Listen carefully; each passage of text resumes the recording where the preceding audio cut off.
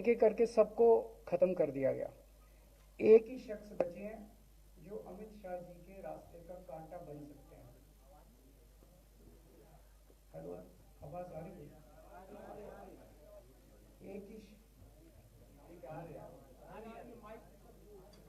एक ही शख्स हैं जो कि उनके रास्ते का कांटा बन सकते हैं, वो है योगी आदित्यनाथ जी।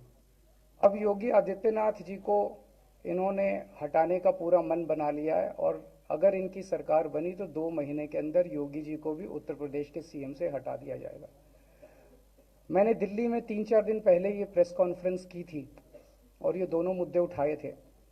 जैसे मैंने मुद्दे उठाए थे तो अमित शाह जी ने और उनके कई नेताओं ने अपनी भावना प्रकट की कि नहीं नहीं, मोदी जी को 75 साल में इस्तीफा नहीं देना चाहिए, मोदी जी को 75 साल पूरा कार्यकाल पूरा करेंगे। उन सब की भावनाओं की मैं कद्र करता हूं, क्योंकि अपने नेता के लिए जब भी ऐसी बात होती है तो सब लोग सामने आके बात करते हैं। लेकिन बड़ी बात यह है कि मोदी जी ने ऐसा नहीं कहा कि मैं 75 साल पे इस्तीफा नहीं दूंगा, मैं रिटायर नहीं होऊंगा।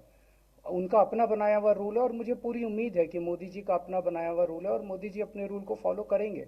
नहीं तो लोग कहेंगे कि मोदी जी ने ये रूल आडवाणी जी को हटाने के लिए बनाया था, जब अपनी बारी आई तो नहीं। तो मोदी जी इस रूल का फॉलो करेंगे, ये पूरा यकीन है देश के लोगों को कि उन्होंने खुद रूल बनाया तो खुद फॉलो करेंगे। दूसरी बड़ी बात जो हुई कि जब मैंने कहा कि योगी आदित्यनाथ जी को 2 महीने में हटा दिया जाएगा, इस पे अभी तक भाजपा के किसी नेता की टिप्पणी नहीं आई है। 4 दिन हो गए, इसका मतलब ये तो कंफर्म करता है कि उन्होंने पूरी प्लानिंग कर ली है और उनके पक्ष में कोई बोलने के लिए तैयार नहीं है योगी आदित्यनाथ जी के।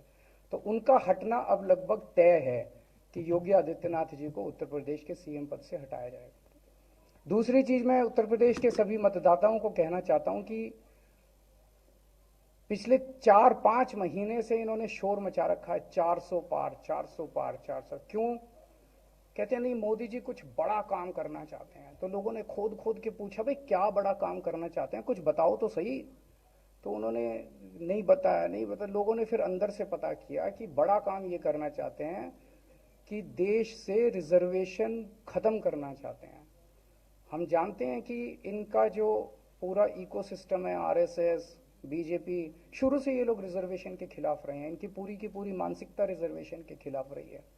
तो मैं सभी लोगों को ये आगाह करना चाहता हूं कि ये बड़ा काम इनको 400 पार इसीलिए चाहिए क्योंकि ये रिजर्वेशन खत्म करना चाहते हैं। संविधान को, बाबा साहब अंबेडकर ने जो संविधान बनाया था, उस संविधान को ये तार तार करना चाहते हैं।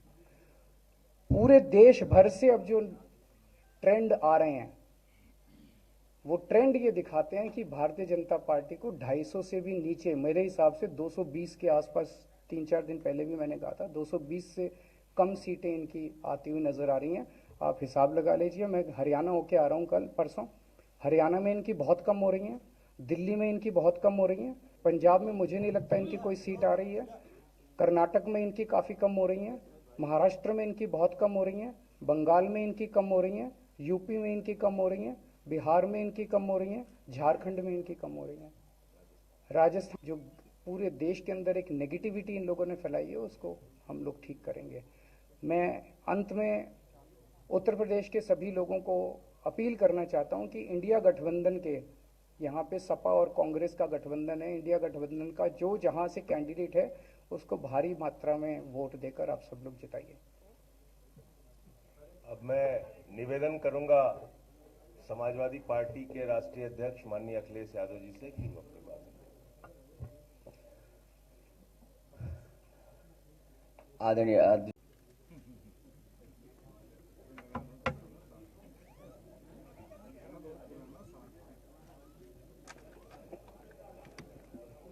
शुरू करें।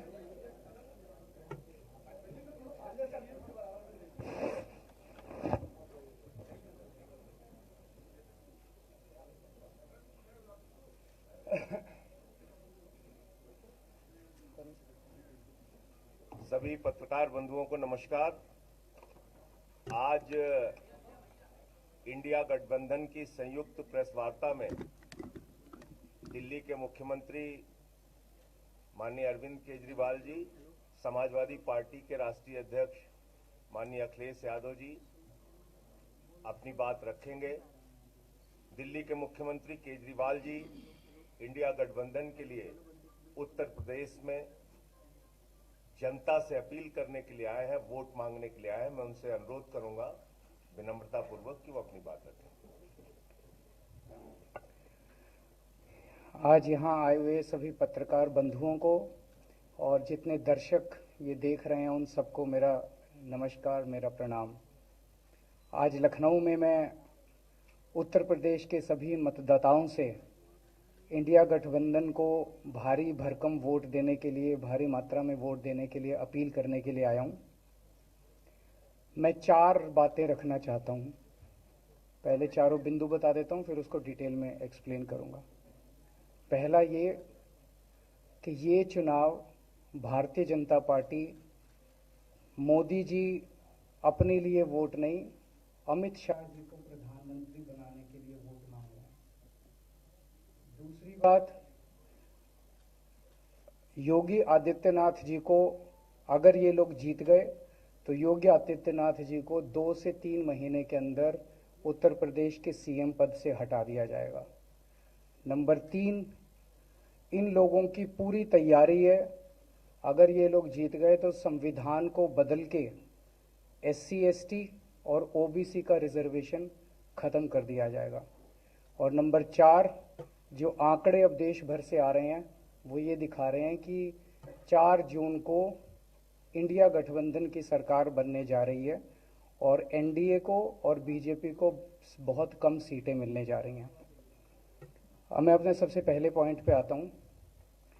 जब 2014 में प्रधानमंत्री बने थे नरेंद्र मोदी जी, तो उन्होंने खुद एक रूल बनाया था कि भारतीय जनता पार्टी के अंदर और उनकी सरकारों में 75 वर्ष से ऊपर कोई भी व्यक्ति होगा तो उसको संगठन में और सरकार में किसी भी पद पे नहीं रखा जाएगा, उसको रिटायर कर दिया जाएगा। और उसका सबसे पहले उस रूल के तहत आडवाणी जी को और मुरली मनोहर जोशी जी को रिटायर किया गया था। और उसके बाद तमाम यशवंत सिन्हा जी, सुमित्रा महाजन जी, कई लोगों को यहाँ टिकट नहीं मिली। कई लोग जो पद पे बैठे हुए थे उनको पद से इस्तीफा दिलवा के उनको हटाया गया। ऐसे कई सारे लोग हैं। तो अब अगले साल 17 सितंबर को प्रधानमंत्री मोदी जी 75 साल के होंगे और मोदी जी ने तय कर लिया है कि अमित शाह जी को वो अपना वारिस बनाएंगे और अमित शाह जी अगले साल 17 सितंबर को देश के प्रधानमंत्री बनाने का उन्होंने तय किया है मोदी जी ने। इसके ऊपर मोदी जी पिछले 1-2 साल से लगे भी हुए हैं, क्योंकि भारतीय जनता पार्टी के अंदर अमित शाह जी के सामने जो जो बाधाएं पैदा कर सकता था नेता, एक एक करके उन सब नेताओं को साइड कर दिया गया, उनका पत्ता साफ कर दिया गया। शिवराज सिंह चौहान को हटा दिया गया, वसुंधरा राजे को हटा दिया गया, डॉक्टर रमन सिंह को हटा दिया गया, देवेंद्र फडणवीस को खत्म कर दिया गया। पिछले 4-5 महीने से इन्होंने शोर मचा रखा है 400 पार 400 पार 400। क्यों? कहते हैं नहीं मोदी जी कुछ बड़ा काम करना चाहते हैं। तो लोगों ने खोद के पूछा, भाई क्या बड़ा काम करना चाहते हैं, कुछ बताओ तो सही। तो उन्होंने नहीं बताया। लोगों ने फिर अंदर से पता किया कि बड़ा काम ये करना चाहते हैं कि देश से रिजर्वेशन खत्म करना चाहते हैं।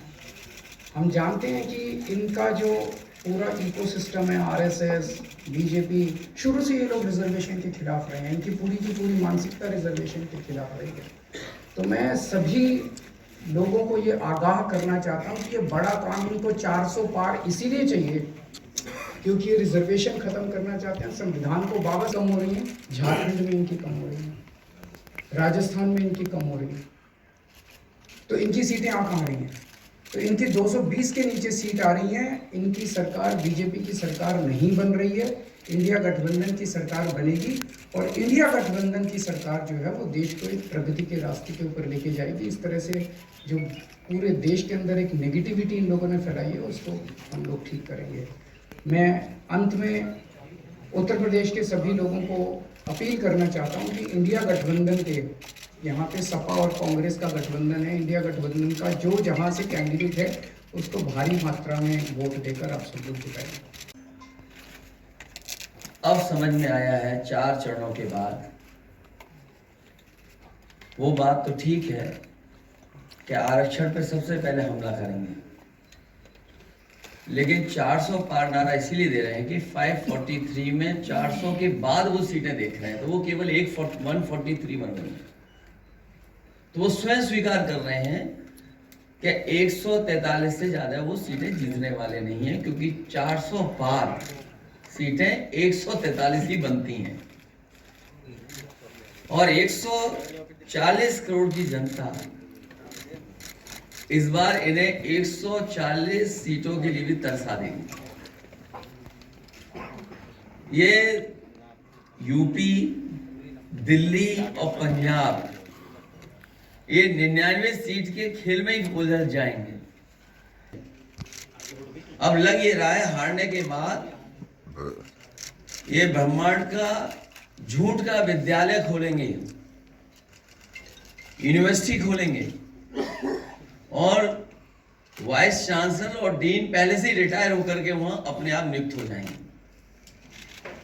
इसलिए देश को बचाने के लिए आदरणीय अरविंद केजरीवाल जी आए हैं, हम लोग का सहयोग मदद करने के आए हैं। मैं इनका धन्यवाद देता हूं। और आप पार्टी, इंडिया गठबंधन, समाजवादी पार्टी, हम सब मिलकर के भारतीय जनता पार्टी के अंदर और उनकी सरकारों में 75 वर्ष से ऊपर कोई भी व्यक्ति होगा तो उसको संगठन में और सरकार में किसी भी पद पे नहीं रखा जाएगा, उसको रिटायर कर दिया जाएगा।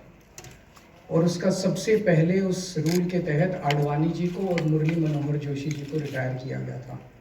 और उसके बाद तमाम यशवंत सिन्हा जी, सुमित्रा महाजन जी, कई लोगों को यहाँ टिकट नहीं मिली, कई लोग जो पद पे बैठे हुए थे उनको पद से इस्तीफा दिलवा के उनको हटाया गया, ऐसे कई सारे लोग हैं। तो अब अगले साल 17 सितंबर को प्रधानमंत्री मोदी जी 75 साल के होंगे और मोदी जी ने तय कर लिया है कि अमित शाह जी को वो अपना वारिस बनाएंगे और अमित शाह जी अगले साल 17 सितंबर को देश के प्रधानमंत्री बनाने का उन्होंने तय किया है मोदी जी ने। इसके ऊपर मोदी जी पिछले 1-2 साल से लगे भी हुए हैं, क्योंकि भारतीय जनता पार्टी के अंदर अमित शाह जी के सामने जो जो बाधाएं पैदा कर सकता था नेता, एक एक करके उन सब नेताओं को साइड कर दिया गया, उनका पत्ता साफ कर दिया गया।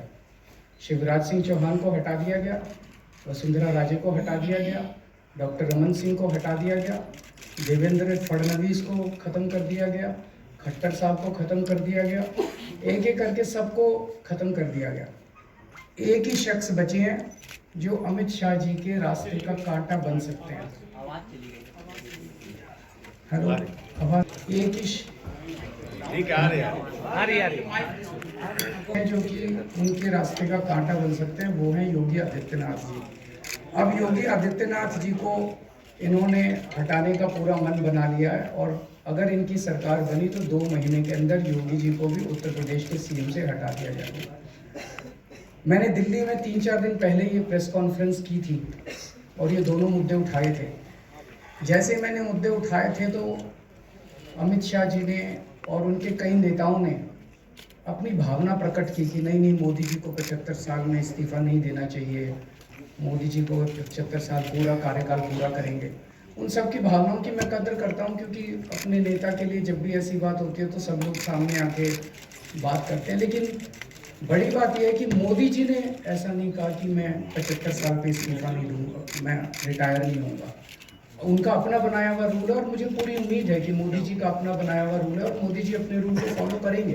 नहीं तो लोग कहेंगे कि मोदी जी ने ये रूल आडवाणी जी को हटाने के लिए बनाया था, जब अपनी बारी आई तो नहीं। तो मोदी जी इस रूल का फॉलो करेंगे, ये पूरा यकीन है देश के लोगों को कि